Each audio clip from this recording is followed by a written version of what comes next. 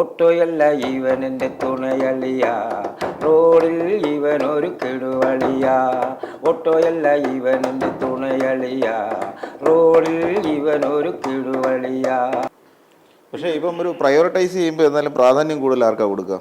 മമ്മൂട്ടിയാണോ മോഹൻലാലാണോ എന്നാലും നമുക്ക് പറയത്തില്ലേ, ഈ അഭിനയം കൊണ്ട് ഇദ്ദേഹത്തെയാണ് എനിക്കിഷ്ടം. എനിക്ക് പേടി ഉണ്ടെന്നല്ല കേട്ടോ, സോപ്പിടാൻ വേണ്ടിയിട്ട് അങ്ങനെ പറയുന്നവരുണ്ട്. അങ്ങനെ സംസാരിച്ച് ഒതുങ്ങണമെന്ന് വിചാരിക്കരുത്. രണ്ടുപേർക്കും രണ്ടുപേരുടേതായിട്ടുള്ള മാനസമുണ്ട്. ഇപ്പം കിരീടത്തിലെ സേതും മാധവന് മമ്മൂക്ക അഭിനയം ചെയ്ത ഒരിക്കലും അത് ശരിയാവില്ല, അല്ലേ? അതെ അതെ. അതുപോലെ മമ്മൂക്ക ചെയ്തിട്ടുള്ള ഇപ്പോൾ വടക്കം വീരഗാഥ, ചന്തു, അത് മമ്മൂക്ക ലാലേട്ടൻ ചെയ്താൽ ശരിയാകത്തില്ല. പക്ഷെ രണ്ടുപേരും നല്ല രണ്ടുപേരും കൂടെ അഭിനയിക്കാൻ പറ്റി എന്നുള്ളതാണ് നമ്മൾ പോയിന്റ്. ഇട്ടിമാണിയിൽ ലാലേട്ടനോടൊപ്പം അഭിനയിച്ചു, പരോൾ സിനിമയിൽ മമ്മൂക്കയോടൊപ്പം അഭിനയിച്ചു. അത് നമ്മൾ മമ്മൂക്കൊക്കെ ഞാൻ 8ാം ക്ലാസ്സിൽ പഠിക്കുമ്പോഴേ കണ്ടിട്ടുണ്ട്. നമ്മുടെ നാട്ടിൽ കൈരളി തിയേറ്റർ, കൈരളി ശ്രീ തിയേറ്റർ, അന്ന് അത് കെട്ടിക്കൊണ്ടിരിക്കുന്ന സമയത്ത് അവിടെ കൂലി എന്ന് പറഞ്ഞ സിനിമയുടെ ഷൂട്ട് കിടക്കും. അപ്പോഴവിടെ ലാലേട്ടൻ മമ്മൂക്ക മാത്രമല്ല, അവിടെ ശങ്കർ സാറ്, രതീഷ് സാർ, അങ്ങനെ ഒരുപാട് പേര് നമ്മളവിടെ കണ്ടു.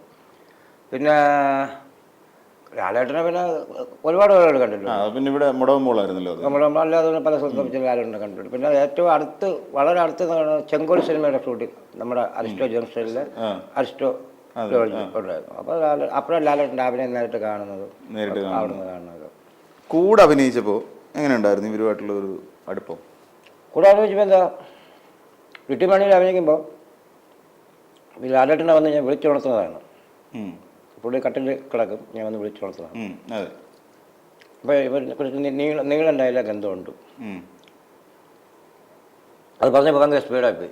അപ്പോൾ ലാലേട്ടൻ അവിടെ കിടന്നുകൊണ്ട് തന്നെ ജോജോ ഇരട്ട സംവിധായകരുടെ ഒരാൾ ജോജോ സുരേഷിൻ്റെ സ്പീഡ് കുറച്ച് പറയാൻ പറയാം. അങ്ങനെ അതൊരു ക്ലാസ് ഞാൻ കേട്ടു. പിന്നെ സംഭാഷണം എങ്ങനെ പറയണമെന്നുള്ളത് അവിടെ നിന്ന് പഠിച്ചു. പിന്നെ പരോൾ സിനിമയുടെ ഷൂട്ടിന് ഓരോ ടേക്ക് കഴിയുമ്പോഴും ഞാനും അസീസും പോയി മമ്മൂക്കയോട് ചോദിക്കും, സാറേ എങ്ങനെ ഉണ്ടായിരുന്നു? അപ്പോൾ അവർ രണ്ടുപേരും നമുക്ക് നല്ല ഈ കോമ്പിനേഷൻ സീനൊക്കെ വരുമ്പോഴേ നമ്മൾ നോക്കുമ്പോൾ മമ്മൂട്ടി എന്ന് പറഞ്ഞാൽ നമുക്ക് ഞങ്ങളുടെ കേട്ട് കഴിയുമ്പോൾ മാത്രമാണ് പെട്ടെന്ന് ദേഷ്യം വരുന്ന ഒരാൾ. മോഹൻലാൽ എന്ന് പറഞ്ഞാൽ കുറച്ചുകൂടെ കൂളായിട്ടുള്ള ഒരാൾ. അപ്പോൾ ഇവർ രണ്ടുപേരുടെയും കൂടെ അഭിനയിക്കുമ്പോഴേ നമുക്ക് കിട്ടുന്നൊരു എക്സ്പീരിയൻസ് എന്താണ്? ഒരു അവരെങ്ങനെ രണ്ടുപേരും കൂടെ ഓരോ സിനിമയിൽ അഭിനയിച്ചിട്ടുള്ളൂ. അപ്പം അതുകൊണ്ട് കൂടുതൽ പേടി, ടെൻഷൻ അങ്ങനെ തോന്നാൻ അവരങ്ങനെ അല്ലല്ലോ, അവരങ്ങനെ അല്ലല്ലോ നമ്മുടെ പെരുമാറുന്നത്. അങ്ങനെയല്ല, ആരോടും അവർ സ്നേഹത്തിൽ തന്നെയാണ് പെരുമാറുന്നത്. പിന്നെ ദേഷ്യം വരുമ്പോൾ എന്തിനാ ഒരാളെ ദേഷ്യം പിടിപ്പിക്കണേ? എല്ലാവർക്കും ദേഷ്യം വരുന്നത് ദേഷ്യം പിടിപ്പിച്ചിട്ടല്ലേ. എനിക്കും ദേഷ്യം വരും, അല്ലേ? നമുക്ക് ഇങ്ങനെ സിനിമ സൗഹൃദങ്ങൾ, ബിഗ് ബോസിലെ കൂട്ടുകാർ, പക്ഷെ റിയൽ സൗഹൃദങ്ങൾ ഉണ്ടല്ലോ. ഒന്ന് കുട്ടിക്കാലം മുതലുള്ള കൂട്ടുകാർ, പിന്നെ ചെയ്തുകൊണ്ടിരുന്നപ്പോൾ എൻ്റെ ജോലി, ഞാൻ യൂണിയനിൽ ജോലി ചെയ്യുന്നപ്പോൾ ഉള്ള എൻ്റെ യൂണിയനിലെ കൂട്ടുകാർ, എൻ്റെ എല്ലാ കൂട്ടുകാരും, പിന്നെ പള്ളിക്കൂടത്തിൽ പഠിച്ചുകൊണ്ടിരുന്നപ്പോൾ ഉണ്ടായിരുന്നു, പ്രൈമറി ക്ലാസ് തൊട്ട് പഠിച്ചുകൊണ്ടിരുന്നപ്പോഴുള്ള കൂട്ടുകാർ, ചെങ്കൽച്ചുള്ളതിലൊക്കെ നമ്മളെ കൂട്ടുകാരും, പിന്നെ അല്ലാതെ ഒരുപാട് സുഹൃത്തുക്കളെ നമ്മൾ ഉണ്ട്. സുഹൃത്തുക്കളുടെ നല്ലൊരു വലയം തന്നെ ബന്ധം നമുക്കുണ്ട്. രാഷ്ട്രീയം കടുത്ത കോൺഗ്രസ്സാണ്. കോൺഗ്രസ്സാണ്. അതെ, രാഷ്ട്രീയം തുറന്നു പറയാൻ മടി. എന്താ, അല്ല കോൺഗ്രസ്സാണ്. ഞാൻ പറഞ്ഞില്ലെങ്കിൽ എല്ലാവർക്കും അറിയാമല്ലോ കോൺഗ്രസ്സാണ്. ഇപ്പൊ പ്രവർത്തനമൊന്നുമില്ല കേട്ടോ. ഇപ്പൊ പാർട്ടി ഇപ്പൊ വലിയ കലയിൽ മാത്രമേ ഉള്ളൂ. പാർട്ടിയും നമ്മളെ മാറ്റി നിർത്തിയിട്ടുണ്ട്, കലയിൽ കോൺസെൻട്രേഷൻ ചെയ്യട്ടെ എന്നുള്ളത്. പിന്നെ എല്ലാ പാർട്ടിക്കാരും ഇപ്പം ഞാൻ കോൺഗ്രസ് ആണെങ്കിൽ എന്നെ ഏറ്റവും കൂടുതൽ പരിപാടിക്ക് വിളിച്ചിട്ടുള്ളത് DFIയിലെയും SFIയിലെയും കുട്ടികളാണ്. ഈ കോളേജിലൊക്കെ പരിപാടിക്കൊക്കെ SFI കുട്ടികളെ കൂടുതൽ വിളിച്ചിട്ടുണ്ട്. പിന്നെ ABVPയിലെ പയ്യന്മാർ വിളിച്ചിട്ടുണ്ട്, SFI KS വിളിച്ചിട്ടുണ്ട്.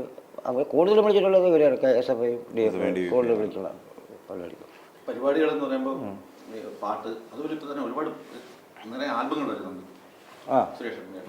ഒരു ആൽബത്തിൽ പാട്ടൊന്നും പാടാൻ ഇപ്പോൾ ആൽബം ഇപ്പോൾ ഞങ്ങൾ തന്നെ വരണുണ്ട്. അതായത് കലാഭവൻ മണിയുടെ ചേച്ചിയുടെ ഉണ്ട് ഒരു രഞ്ജിത്ത്, കലാഭവൻ രഞ്ജിത്ത്.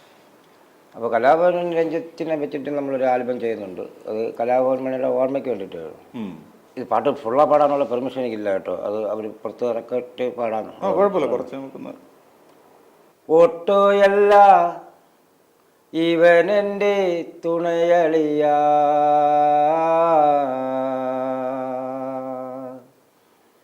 റോഡിൽ ഇവനൊരു കെടുവളിയ